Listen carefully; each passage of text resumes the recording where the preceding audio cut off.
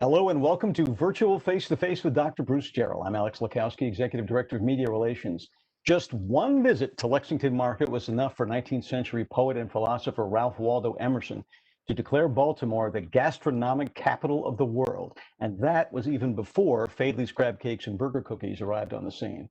It all started right where it is now, a small field donated by John Eager Howard, a Baltimore-born Revolutionary War hero, who later became Maryland's governor and a U.S. senator. That's right, Howard is in Howard Street in Howard County even. Well, over the last 238 years, the market has grown from a farmer's market for locally grown produce to a vibrant center of commerce with an international assemblage of fresh and prepared food, as well as community-focused services. It's also an important center of cultural and civic activity where downtown meets the west side. There have been challenges and changes along the way, of course. The market got its first shed, a covering to help keep rain off the produce, at the start of the 19th century. As the 20th century began, it was so popular that the market included 3 block-long sheds and 1,000 stalls with just as many vendors outside, with carts crowding the surrounding streets. In fact, it got so crowded and disruptive that one former mayor even called for the market's removal.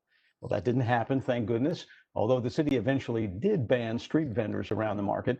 Not long after World War II, in 1949, a massive 6-alarm fire caused tremendous damage. Still, the market survived and rebuilt, although in recent decades, frankly, its reputation has eroded somewhat along with its iconic structure. But unwilling to give up on one of Charm City's most storied and treasured gems, the city government finally backed a $40 million plan to redevelop Lexington Market with a new building, a new mix of vendors, and a new community-focused approach, all set to open in early 2022. At the February groundbreaking, Governor Larry Hogan said, sadly, over the last 50 years, the market itself and the surrounding area, the market experienced significant decline and economic disinvestment, which affected the ability to respond to the city's diverse communities and residents. That, he said, ends today. So, first, the building. Seawall Development, the folks who developed Remington's R House and Remington Row and the Union Collective on Hamden, broke ground, as I said, in February, on what's called the South Market Building on the site of what was an adjacent parking lot. We'll get a chance to look at that in a few minutes. The old arcade building, right where Lexington Street intersects Paca, has come down and will become an open-air plaza with plenty of outdoor seating. South Market will include 55 permanent vendors, 10 kiosks. Those are smaller venues rented for the week or the month, and ideal for startup entrepreneurs. But just as important as any of that is the philosophy underlying everything that's being done with the new market. After 9 generations of Baltimoreans, Seawall Development, well, they look at this as an opportunity to recreate Lexington Market for a new generation. For more than a year, Seawall's been asking all parts of the community about what they want and how they feel about the market. Hundreds of businesses have already applied to be vendors at the market, with another round of applications coming up soon. And the door is wide open for new entrepreneurs with the help of a $1.3 million small business fund. The expected result? A wider variety of affordable offerings, more fresh food and groceries, and a more diverse group of business owners. And remembering what Emerson said, an excellent representation of the best of Baltimore's food culture. So, joining Dr. Jarrell today from Seawall Development are Peter DiPrinzio, who leads their food and beverage projects, and Pickett Slater Harrington, who leads community engagement efforts. Also, our own Jim Hughes, Senior Vice President, Chief Enterprise and Economic Development Officer. Welcome to everyone. One more note, this program is being recorded and will be posted on the UMB homepage, umaryland.edu. Later in the program, you will get the chance to ask your questions. Just look for the chat button at the bottom of the screen. Select Chat with Host, put your question there. When question time comes, listen for your name and we'll unmute your mic for you. All you have to do is speak up. Now, with all that out of the way, here's your host, Dr. Bruce Jarrell. Thank you, Alex, for that introduction. It certainly represents Lexington Market. I'd like to know where my crab cake is. Isn't this supposed to be an event with food? Maybe next year, but you know, one of my earliest, I have 2 early memories of Baltimore. One of them is certainly Hutzler's, the other was Lexington Market. And when I think of Baltimore, that's what I used to think of. UMB has been very involved in this, and we'll hear a little bit more about UMB's involvement as well. When the governor made his comments that you referred to earlier, I made a second comment, and that is Lexington Market will not survive if it's an island. It has to be interspersed in a whole lot of other development for us to attract what we want to have happen there. So I'm very enthusiastic about this and look forward to seeing it happen. Maybe I'd like to welcome our guests and start with Mr. Jim Hughes. Jim, could you just talk a little bit about your involvement and UMB's involvement over the many years in the Lexington market and sort of how we got to here? You're muted, Jim. Good. Thank you. Thank you, Alex. Yes, it's been a great experience. It grew up, we had a couple things happen. About 10 years ago, I joined the board of Lexington Market. It's actually run by a nonprofit. It's very closely connected to the mayor's office in Baltimore City, but there's a great group of volunteers who oversee the market. And simultaneously, UMB teamed with the mayor's office and created a West Side task force that focused on this part of town and helped to create the Bromo Arts District. And it became very clear in those discussions with President Jay Perman and several mayors over the years that Lexington Market was really the core, the critical opportunity that was not fully met. For many years, we would keep the board, we would keep fixing things, fixing the elevator that was broken, fixing the HVAC, fixing. It was like buying an old home where you just never got out from under it. And about 5 years ago, a decision was made, working with the mayor at the time, that we really need a new vision, that this kind of incremental improvements, just treading water, was not making it happen. So, and UMB was very much a part of that discussion of let's have a brand new market and create something special again, and you'll hear about that. But also UMB's, in addition to my involvement, Luke Mowbray, who's UMB's director of real estate, has been very involved in the building committee with Lexington Market and tying Lexington Market into the revitalization, really the creation of the UMB North Campus. So UMB has purchased a number of buildings along Lexington Street, running west of the market. And we're in the process of fixing up some of those buildings that can be fixed up and tearing down other buildings and creating future building sites for UMB. And over the course of the next 6 to 12 months, we'll be doing streetscaping along Lexington Street, improving sidewalks and plantings and all of that. So Lexington Street will be markedly different. As Bruce said, Lexington Market can't be an island, so we're looking to connect that to the rest of the campus. And something we'll talk about a little later is also Lexington Market and security issues in that area are critical. And it's kind of a strange situation. Lexington Market itself has a security force. We have Baltimore City Police, and then there's a state of Maryland provides police for the metro stop just on the other side of Lexington Market. So you have, and then you bring in UMB police force. So one of the first things we did was bring those various police forces together, so they're working together.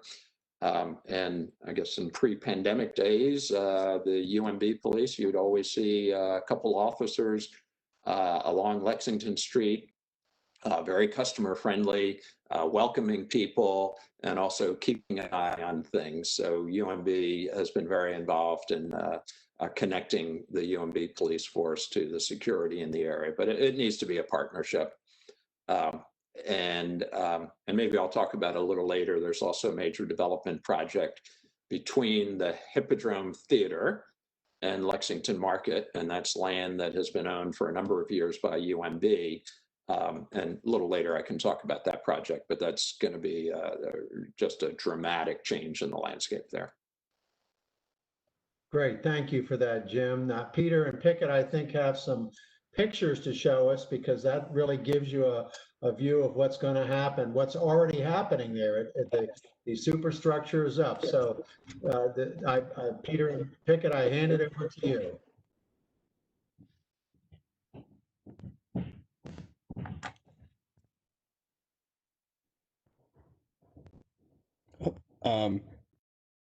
Well, thanks for that fantastic introduction. You can see here, this is a rendering of what this new building will look like. And we want to thank all of you guys for bringing us here today to chat with everyone. We have been working for a year and a half in partnership with Baltimore Public Markets Corporation and with the City of Baltimore to bring this to life, but I think more importantly with stakeholders in the area like UMB and groups and neighborhood associations throughout the city, because it's the right and responsibility of all Baltimoreans to be part of this effort, to be part of a market that's been here for 238 years. It's the longest, oldest continually operating public market in the United States, which is amazing. And it's time for a new chapter for it. So I'll kick it off by passing it to my colleague Pickett, who will talk about what that chapter looks like. Thanks a lot, Peter, and thanks a lot, Dr. Bruce and Alex, for allowing us to have this important conversation. I wanted to start out by saying that, Lexington Market has been part of Baltimore for 9 generations, and it's hard for you to walk down the street without bumping into a Baltimorean that has a story about Lexington Market. And Dr. Bruce, you shared one of your stories. I'm sure your listeners and the guests have their own personal stories as well. This is an icon. It's part of the very fabric of Baltimore. And we're fortunate enough that our generation gets to contribute to the transformation of Lexington Market, what it will look like for the future. And I wanted to share a couple of things. First, Seawall is a community-based developer in Baltimore that believes in reimagining real estate in order to support communities, unite communities, and launch powerful ideas.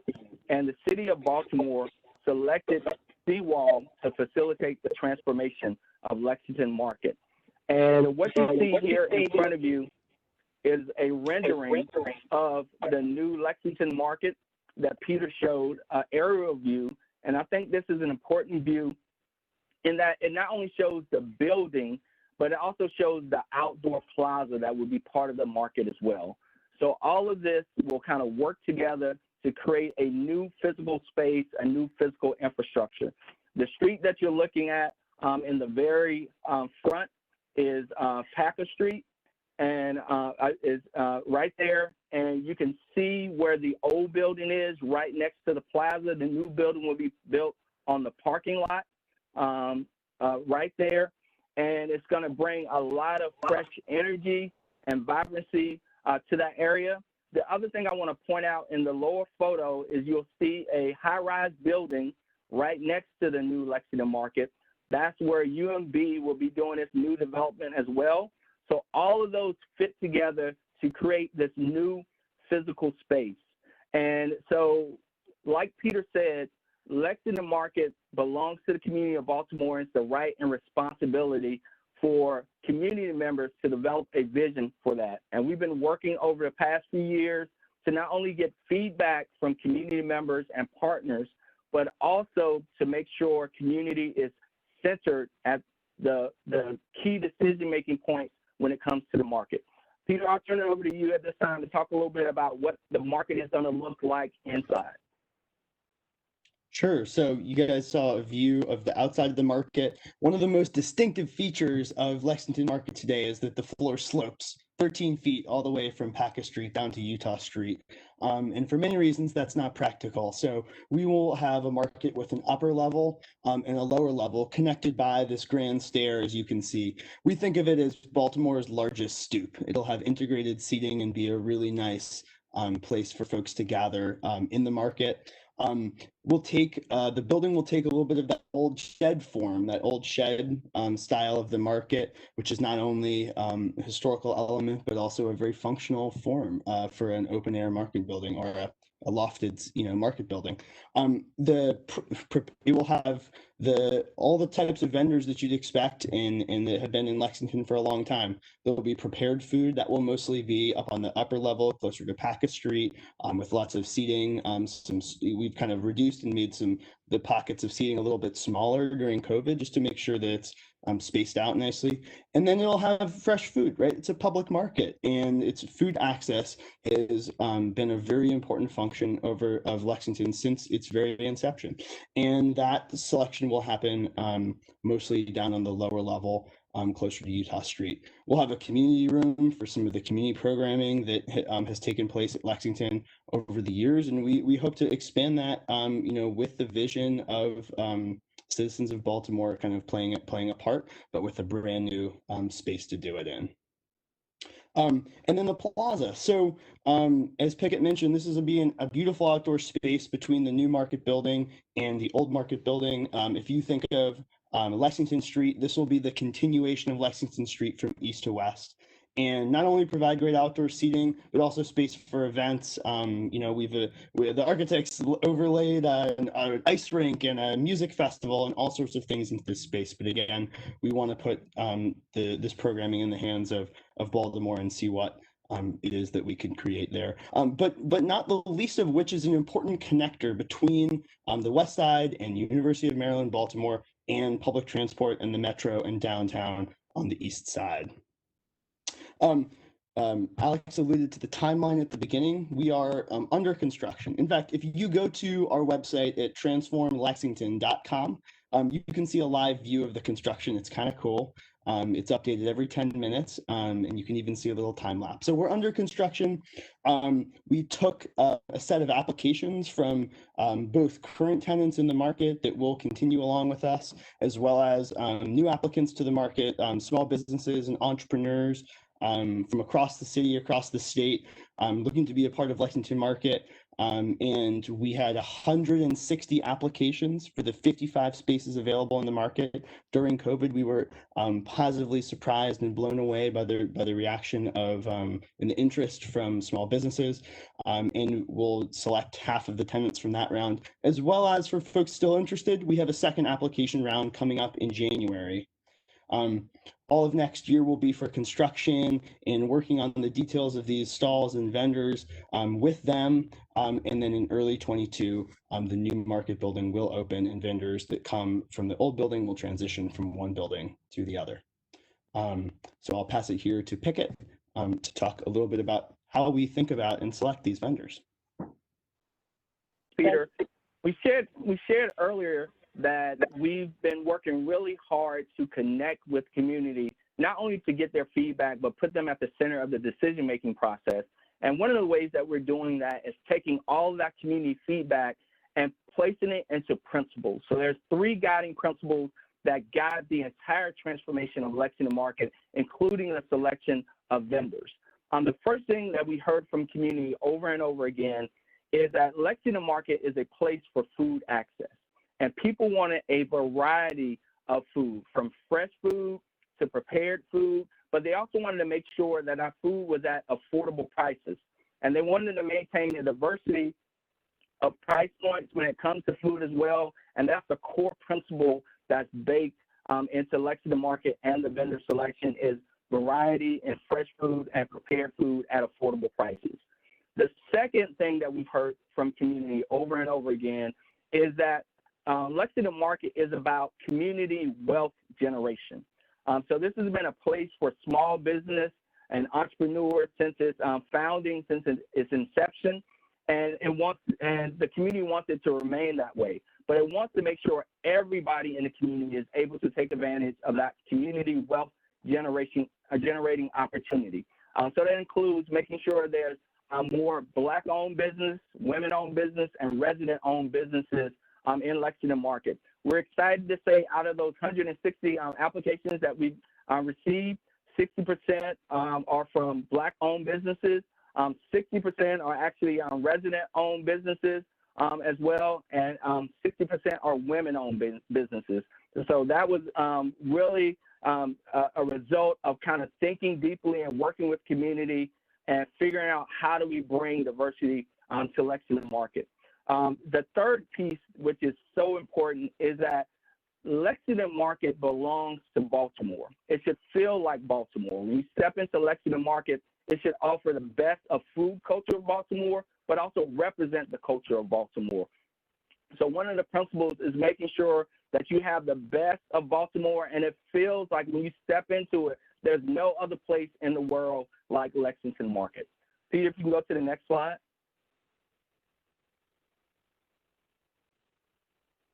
I wanted to talk a little bit about Lexington Market because and the area around Lexington Market, because we've heard from community over and over again, if Lexington Market is going to thrive, then the community around Lexington Market also has to thrive. It all goes together. Dr. Bruce, you mentioned this, Alex and Jim as well, that Lexington Market isn't an island by itself.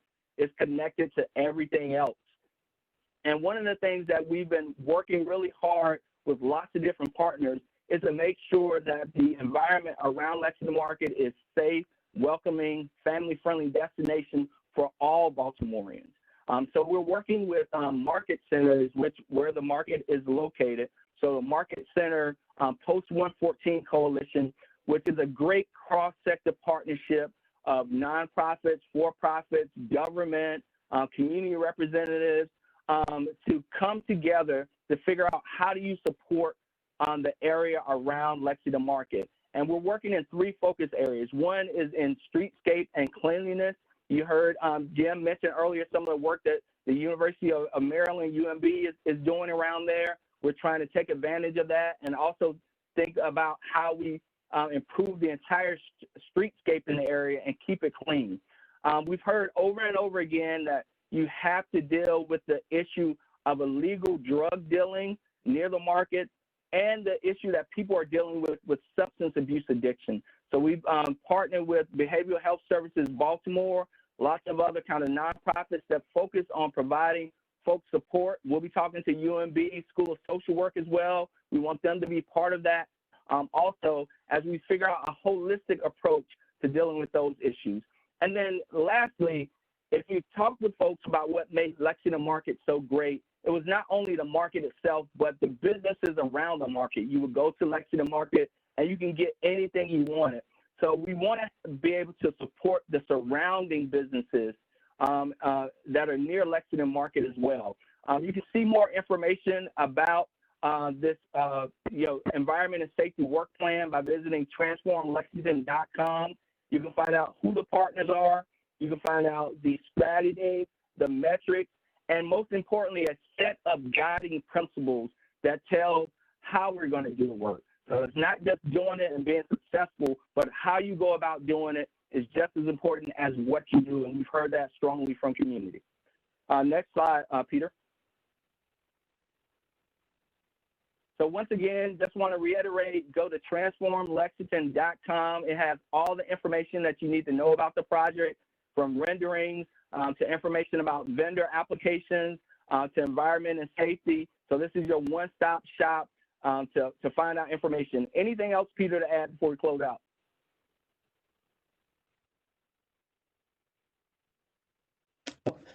No, Pickett, I think you did a great job of summing it up. I'll just add that there are tons of opportunities for small businesses at Lexington Market. Although we've done one application round, we're going to do another one in January to fill the second half of the spaces in the market. And part of that, as Alex mentioned earlier, are kiosks, which are some small, affordable, and great for entrepreneurs to come for a week or a month. So we are still going to kind of go look for folks to fill out the market and to really provide what the community is asking, which is the variety, diversity, and showcasing the best that city has to offer on a daily basis. So we're looking forward to it. Thank you for that. We have a lot of questions. Before I get to the questions, I want to ask one more question of Pickett and Peter. In the meetings that I was part of, that you all were holding, one of the things that impressed me was, in fact, there is a very robust community there, and they're very involved in this process. Could you just spend a minute or two telling the listeners about the local community around Lexington Market, just a little bit about it? You're muted, Pickett. Okay, I think I'll share a little bit about that because I think that is what makes this project so special. So like I said, Lexington Market belongs to the community of Baltimore. And we spent more than a year making sure that we not only gather input, but put folks at the center of that decision-making process. So that what that looks like is a couple of different ways.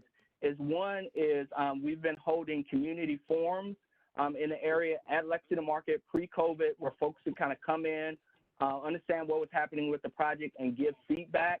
We've also been out visiting local communities, going on listening tours to neighborhood associations, also visiting other organizations in person and virtually to share information about the project and receive feedback. And then one of the other things that we're doing that is so critical is, Seawall is not making a decision about what vendors will be part of the market. We've actually created a group of community reviewers, so more than 25 community reviewers that's reading applications. And we've also created a selection committee of 10 to 16 people that would take the information from the community reviewers and then apply the principles that we shared earlier to make sure we have representation in the market, and it's the best that it can be. So lots of different ways we're engaging communities, from the communities that are surrounding Lexington Market to the broader community of Baltimore. And Pickett, one thing I'd add too is that there are some really great business associations that have been helping out too, because the retail businesses of downtown are so integral to the fabric of the area, right? And so Market Center Merchants Association, Downtown Partnership have been incredibly helpful. 160 small business applicants, right? There's only going to be 55 stalls in the market. So we want to use the power of all of those entrepreneurs to help fill unfilled retail spaces in the area and really make the area as vibrant as it can be in the center of economic activity, because that really leads to a great kind of feeling and a great welcoming area around the neighborhood as well. So those partners have been incredibly helpful, and look forward to some of the work that UMB you guys are doing with some of the surrounding buildings in the north part of your campus. Thank you, Peter. Alex is brimming over with questions. So Alex, have at it. He can tell. Dr. Jarrell's very good at reading my face language here. Yes, I would call this, since we're talking about the market, a bumper crop of questions. We've got questions from every different direction, so it's a good thing you're ready to answer some. Let's start with Casey Jackson, who is one of the people who wants to know what's going on with many of the buildings around the site. Casey, go ahead. Oh. Hello. Yeah, I was, thank you for taking my question first of all. And I was wondering what's going to happen to the old building? Yes, and I'll take that one if it's fine. And Peter, I'm not sure if you can put up that slide as well. So Casey, that's a great question. Once the current vendors are in the existing East Market building, which you see it right there beside the plaza, once the new building is built, vendors will be in that new space. So that old existing East Market will be available, right? And that building is owned by the city of Baltimore. And so the city of Baltimore is going to be working with the community to figure out what use that building will take. And one of the things we've been hearing from community as we've been out talking about Lexington Market is ideas and thoughts for use of that building. And some of the ideas that have developed so far is maybe you create some type of wellness center out of that building and that space, where it kind of ties into Lexington Market, where you have access to fresh food in the market there, but you also have this wellness take, and that could run anything from gyms to community programs to support individuals to support community health at large. So there's lots of possibilities with that building and that space. And be on the lookout, because the city is going to be probably putting out an RFP for folks to kind of think about that.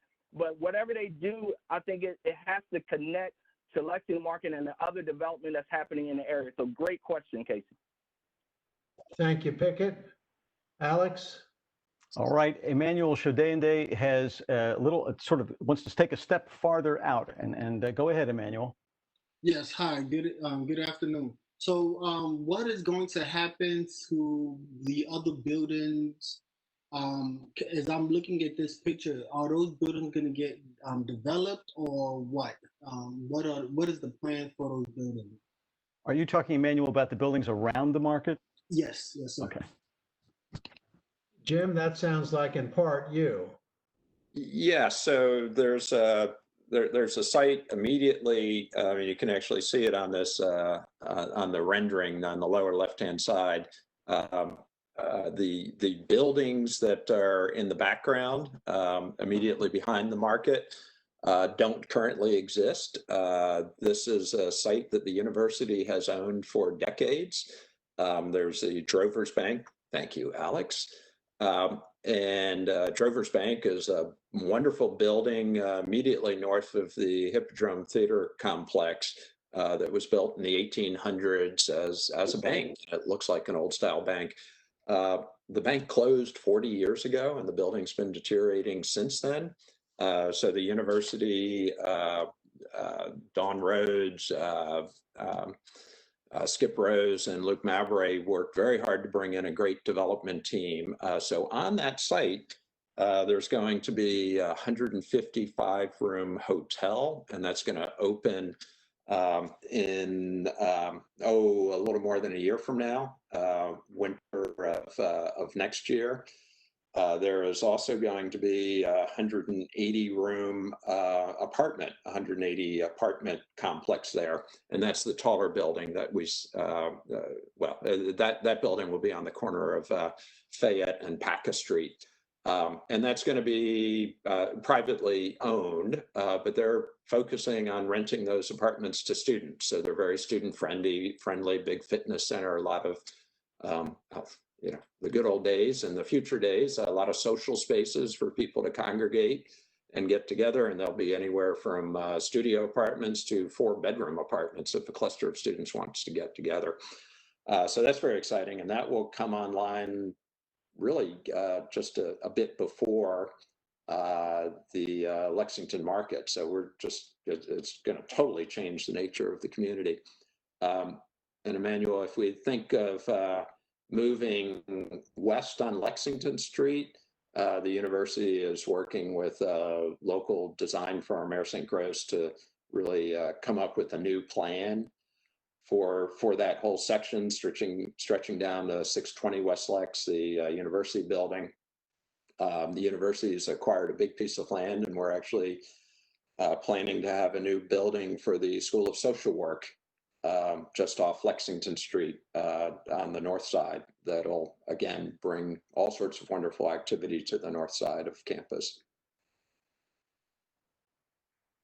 Thank you, Jim.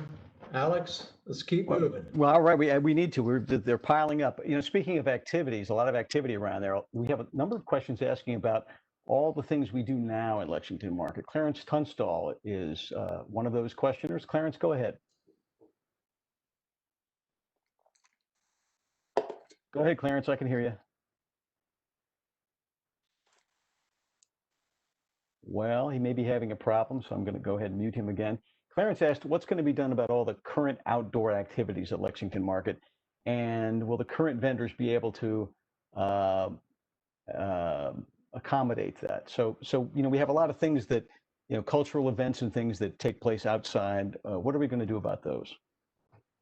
Yeah, I'll share a little bit, and Peter, if you can jump in as well on this question, is one of the great things about Lexington Market that we've heard from community, again, is that it is a gathering place. It's where people go to connect. And so some of folks' favorite memories are connecting around kind of activities or events around Lexington Market. And we just want folks to know that that energy will still be there. It'll happen inside the market. It'll happen outside the market in the outdoor plaza as well. And we're actually going to be pulling together a work group to kind of think deeply around what are some of the community partnerships that we want to form related to not only art and entertainment, but also community programming, whether that's health fairs or other events that make like Lexington Market come alive. And it kind of feels this need of community connection as well. So that's a huge piece of Lexington Market, and it's going to remain the same. But we need folks' help, just like you, Clarence. So if you have ideas and thoughts and events that you've seen in the past that you want to come back, or new events, we want you to share some of that. You can actually go to transformlexington.com and fill out an online survey, and it talks about some of the activities there in the market and what you want to see. Thanks for that, Pickett.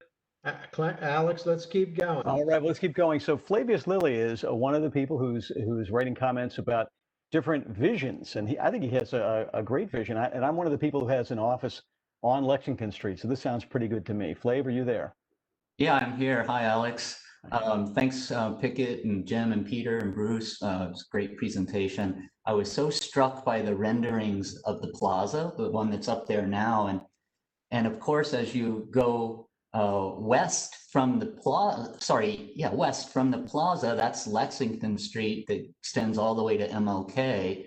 Has the university in its planning, Jim, considered essentially soliciting the city to close the street and extend the plaza all the way down to MLK? Jim? Interesting idea, Flav. As always, you have great ideas. I'm not aware of that having been talked about, but I will. I'll raise it. But I think Air St. Gross has talked about that being a part of a pedestrian corridor, one that goes east-west and one that, of course, you already know about that goes over toward the School of Medicine. So I think there's a lot of thought into how to transform that from a busy road to something much less. There are things that we have to do with the city to get things approved.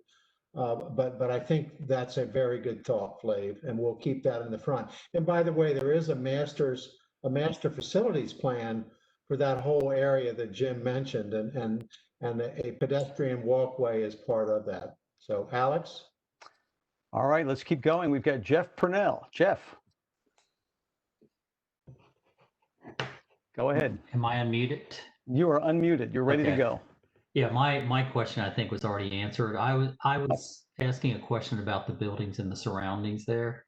I just wanted to know who was actually going to be doing the renovation, because that looks very different than what it looks right now. And I was just curious if UMB was doing that or if the city was going to be doing it. But I think based on the discussions, it sounds like it's going to be a little bit of both. Jim? Yeah, so in some cases, UMB, such as the big project that I mentioned, the hotel and the apartments, UMB essentially brought in a private developer who's doing that, but we facilitated and gave them guidelines. In other cases, it's university property where the university is taking responsibility for doing that. I will mention the current market, and then there's a building called the West Market, which is technically part of Lexington Market, and a number of people, UMB employees, actually park in the garage there. So both of those buildings are available for development. And as I think Peter or Pickett said, they're city-owned, but the decision-making is done by the board of the Lexington Market. And again, Luke sits on the building committee, and I sit on that board. So we'll certainly have a voice in what goes on to those two very major building sites for future development. And Jim, if I can add a little bit to that as well, I think you talked about some of the major developments and the bigger pieces of that. But I do want to point out this idea of like small business as well. We've definitely partnered with the Market Center Merchants Association. And so they are aware of all vacant storefronts and any vacant buildings that are there. And they put together a list, and they've been putting together resources to support small businesses and going into those spaces and support the owners of those buildings as well. So not only do you have these kind of major pieces of development that's happening, but also these smaller buildings and small business and the type of on-the-ground development that fills in the gaps in places. And I think this is what makes this area so special. Lots of partners working in different ways at different levels. Yeah, and don't forget at the other end of Lexington Street, we have the Mother Mary Lang Catholic School that's under construction, and I just looked it up to see when it was open, and it's planned to open of September 2021. So there will also be things at the other end of Lexington Street as well. Alex? All right, I'm going to read this question on behalf of Dawn Rhodes. Will there be non-food vendors, and how many of the vendors that have been identified were previously in Lexington Market? As we all have some favorites.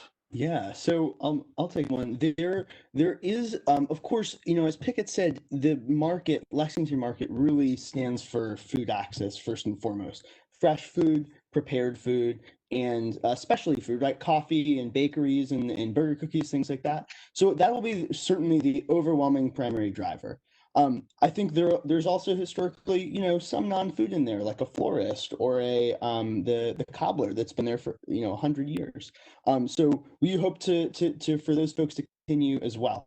Now we haven't done any selection yet, so those 160 applicants, the review committees are still reviewing their applications and interviewing folks. So we don't have anything to announce yet, but we hope and expect that a good number of the current tenants, many of whom have applied, some of you whom maybe you're a little older, they have decided this will is the change is not right for them. But many of them have applied and will be in the new market with us. Can't quite say who those folks are going to be yet. But then I'll also point out the kiosks, right? These temporary 1 week, 1 month places to sell goods for makers or perhaps food folks. And I think that some non-food will fit nicely in those places as well, or perhaps through some of the programming Pickett mentioned, events, holiday fairs, that kind of thing. Thanks for that, Peter, and I hope you get that cobbler back. I certainly always depended upon him, and I think I see Alex saying the same thing. That was a nice resource to have. Absolutely. And by the way, he's still there. He moved into the East Market building. He's at the corner on the north end at Utah Street. So go say hi. Good to know. Good to know. Alex? That's good to know. We're all wrestling with how this is going to look. Brian Sorensen's going to join us, and he has a question about the layout of things. Go ahead, Brian. Thanks, Alex. I think you already answered the question that I sent about the West Market, but I do congratulate all of you on this because I've been on campus for 40 years, and the market was the go-to place in the 80s and into the 90s, and we want to go back. So this is exciting. I guess in terms of the West Market, and even though that's going to be up for grabs, I guess those vendors will no longer be there anymore. Or it just we don't know at this point. So as part of this the handful of the vendors that were still in there have actually moved into the East Market building, and that goes for vendors in some of the vendors from the arcade as well, like Big Reds and Sausage Master. So that building is actually currently closed. Jim, I don't know if you have anything else to add on that. I believe there's a tenant or two in the Paca Street stores, and of course the garage is fully functioning, serving lots of UMB and other folks. Yeah, I don't have much. It's primarily focused on the Lexington Market, but very conscious of the other buildings, so that needs to move along. Alex? All right, got a lot of questions. Chaz Arnett, go ahead, please. I was just curious about can everyone hear me? Yes, go ahead. Okay. I was just curious about I guess the timeline for those who will be selected. Will they be permanent businesses for the foreseeable future, or will there be some review process to determine whether or not they're meeting the community needs and the like? That's a really good question. Go ahead, Pickett. I'll take this one, Peter, and then you can jump in and add as well. And I just want to reiterate as well that those 160 applications, they're under review now by a group of more than 25 community members that represent different aspects of Baltimore. That's very diverse. We're going to be putting out the demographic profile and makeup of that group so you can see who they are and who they represent, and they represent Baltimore. And so they're going to be looking at those applications, reviewing them, and applying those 3 principles that we talked about earlier. So variety of food, also diversity of ownership, and just best of the culture of Baltimore. So that's going to be happening and kind of taking place. The second thing that I think is really important when it comes to supporting businesses is we've heard one of the largest barriers is access to capital when it comes to small businesses and supporting small businesses. And I'm happy to say that we're partnering with lots of folks, including the UMB, who've really stepped up to the plate to create a small business support fund for businesses applying to Lexington Market. I'll let Jim talk a little bit more about that. but that's another way of ensuring that equity is in the process and it represents the best of the community. So all this works together. And then most importantly, I would say it's also up to the community, right? Like, you support Lexington Market. You have to come to Lexington Market, be part of that, bring your family, bring your friends, support the small businesses that are there as well. And I think all those elements work together to make sure it's truly representative of the community. Peter, anything to add?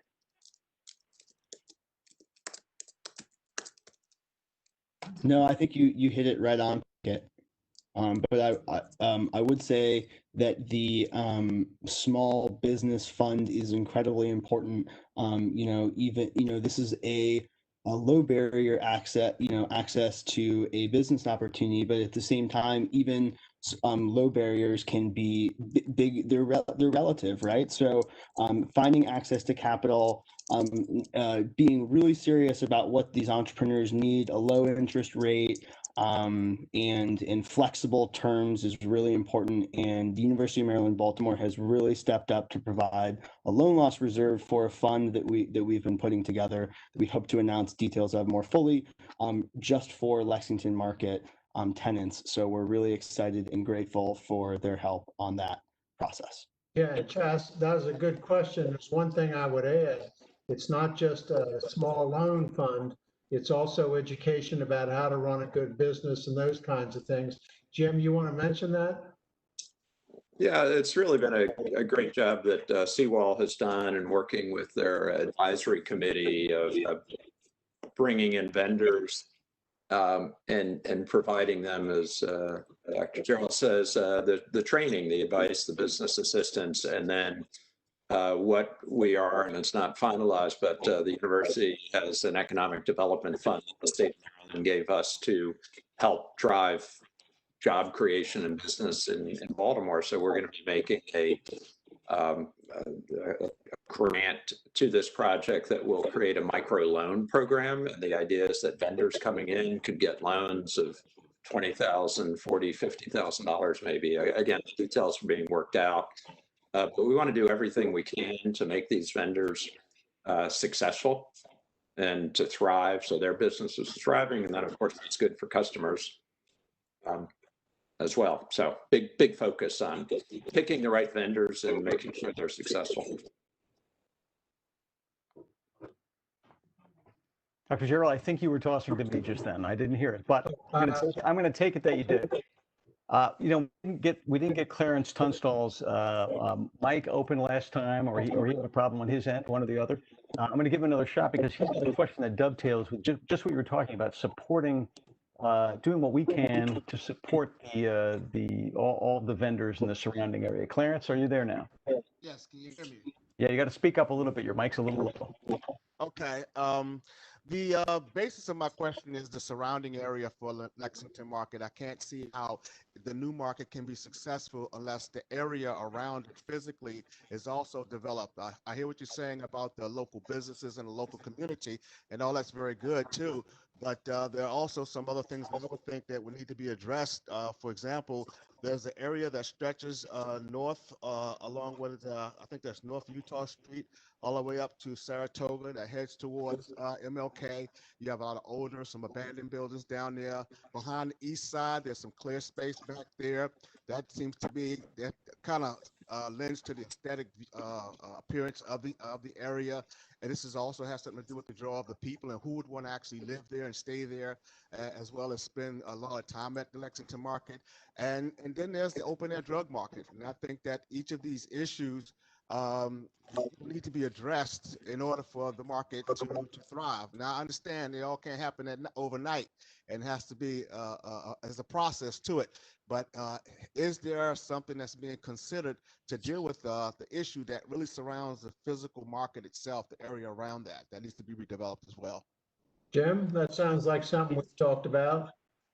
Yeah, so a couple of things. One, our wonderful new dean of the School of Social Work and I are meeting with Donald Manikin, the chair, and Peter, and I think Pickett, you're going to be there as well. Mm-hmm. We're having lunch at Fadley's on Friday to talk about ways that the School of Social Work can be engaged in some of the the social issues. The other, so I think Dawn Rhodes and her team's done a wonderful job of setting in motion, improving the south of the market on Paca Street there with the new complex, and then we're working on the west side. I think we have been engaged with the city, the mayor's office, and Colin Tarbert, who's head of the Baltimore Development Corporation. And I think particularly with the new administration, mayoral administration in Baltimore, we'll be engaging with them directly, frequently on that redevelopment of the area. It's certainly something that we've brought up with the city. I think it is more the Baltimore City responsibility as you start getting further away from the UMB campus. But so we'll be more, I think, advocates there. But as you say, it's absolutely critical. And we have this huge opportunity with the new Lexington market to transform that area. So we really need to seize that. Pickett, you have something to say too, don't you? Yes, I just wanted to add, you're exactly right, Clarence, and like lots of partners feel the same way that you do, and they're starting to come together to address a lot of that. So we talked about the open air drug dealing. So that's a combination of multiple law enforcement agencies working together, but also behavioral health services working together, right? Because it goes hand in hand, drug dealing and addiction. And you want to do it in a way that it's effective and it's sustainable, but you also want to do it in a way where you are making sure that you're being equitable and just in how you treat people and how you approach that as well. So it's a balance in finding those. And I'm going to name some of the partners. I know I'm going to miss some of them, but if you go to transformlexington.com, you can see the work plan with the strategies, the principles, and the metrics. But we have folks from the Mayor's Office of Criminal Justice working there, police departments from Baltimore Police to the University of Maryland Police Department. We actually have cultural institutions like the Hippodrome and Everyman Theater that are part of that, associations like Market Center Associations, community members from surrounding communities like Seton Hill are all participating in that. So lots of partners from foundations to nonprofits. It's everybody working together, doing their part and contributing what they can to make this area, which belongs to the entire city of Baltimore, accessible and welcoming and safe for everybody. Yeah, thank you. And there's also the old Social Security building, which is in a developer's hands. We haven't heard a final plan there, but I know there's a lot of discussion about it. So we're keeping our fingers crossed on that one as well.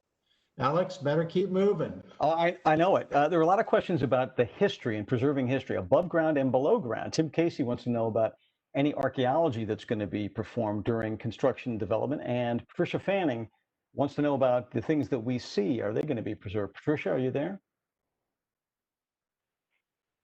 Come on, Patricia.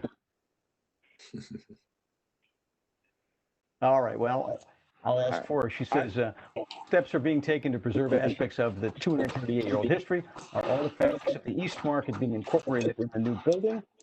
And or are they being donated to History and Culture, which was previously the Maryland Historical Society? Yes, I'll add to this, and Peter, feel free to jump in as well.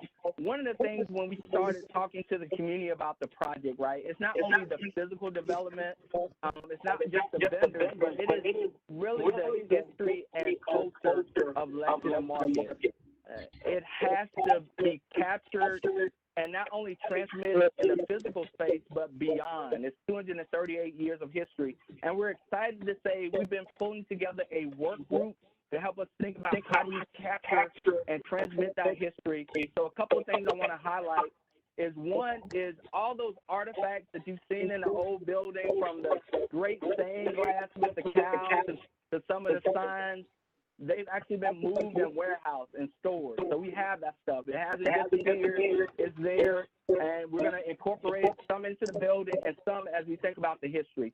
The other important thing I wanted to point out is we're developing a partnership now with Baltimore Heritage and History Foundation, as well as the Peel Center, who really tells stories in Baltimore, to capture the stories of Lexington Market and then kind of transmit and share that back out. We're also partnering with a historian who's looking back at past archives and information locally and nationally to pull all that together. But that is one of the core pieces of this project, is the history and the culture. And if you don't capture that and have that be part of it, then it's hard to say it's Lexington Market.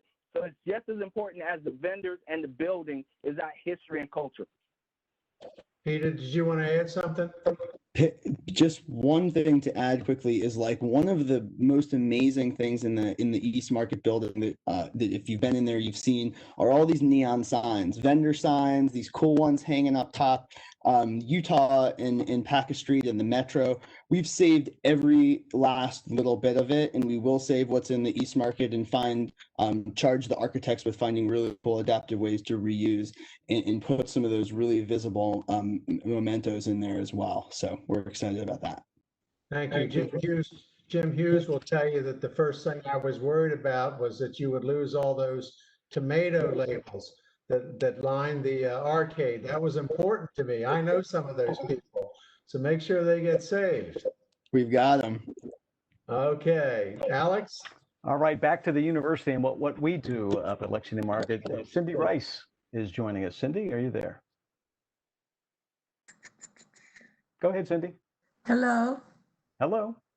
Okay, you can hear me? Yes, absolutely. Go ahead and ask your question. Okay.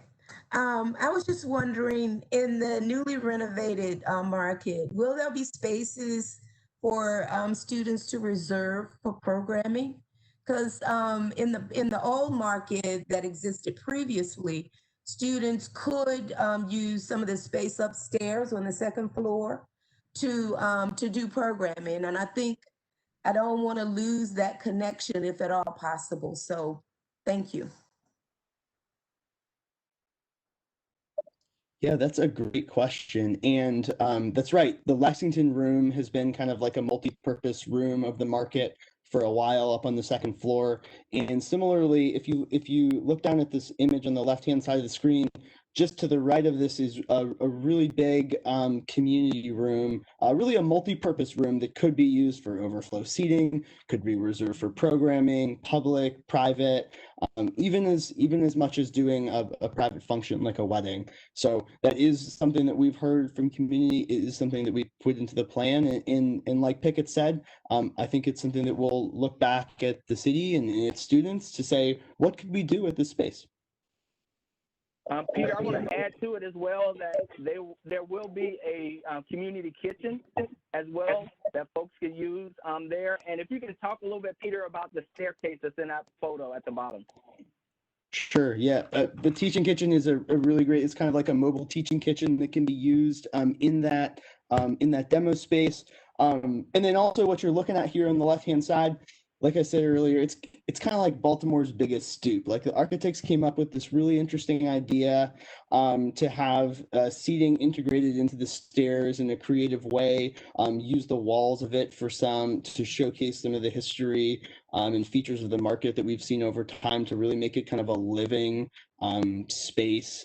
And I think it'll be one of the most fun places to kind of hang out at the market, whether you're just popping in for a moment, or you're meeting folks, or just kind of going from one end to the other. Okay, Alex. All right, if we can slip in two quick things. Let me just mention, Christina B asks about all the vacant and boarded up storefronts in the area, and asking, are vendors not selected for the market going to be encouraged or supported with possible moves? And before you answer that, let me bring in Sandra Conaway, who is with the Small Business Development Center, who maybe can help answer that question. Sandra, are you there? Oh, I'm trying to unmute her and she's not. Sandra? Yes, can you There hear you go. me? Yes, go ahead. There you are. Okay. Welcome. Thank you all for inviting me here. This is great. Thanks, Jim. Yes, one of the things that I wanted just to mention is that if you're not familiar, the Small Business Development Center, which is under the University of Maryland, Baltimore, under Jim Hughes, is here to provide that technical assistance to the small business and the businesses that are around the area that may be closed. That I know some of our small businesses that we have been working with are very interested in finding out, maybe purchasing or how they can get those businesses, those buildings, so they can open up their small business around the new Lexington market. And one of the things that we're doing is working tremendously with them and getting financing, putting together a loan package to purchase these properties.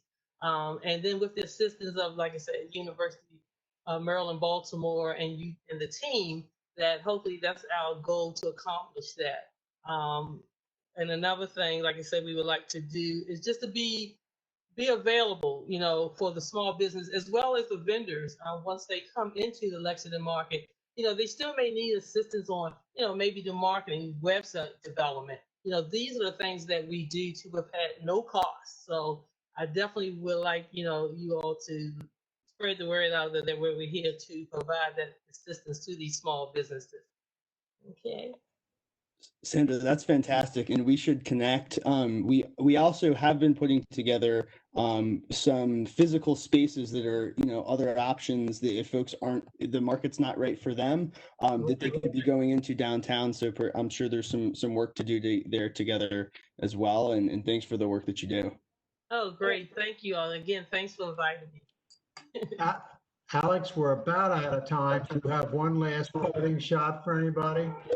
Well, there were a lot of small questions. I think people may have to go to the website. Things about are the hours going to remain the same and those sorts of things. So maybe it's best if they repeat that website one more time so people know where they can go and get any other questions answered. Great, Yes, Peter. Why are you putting it up? It's transformlexington.com. Transformlexington.com. Okay, great. That should do it. All right. Well, Alex and our three panelists, thank you very, very much. This is exciting.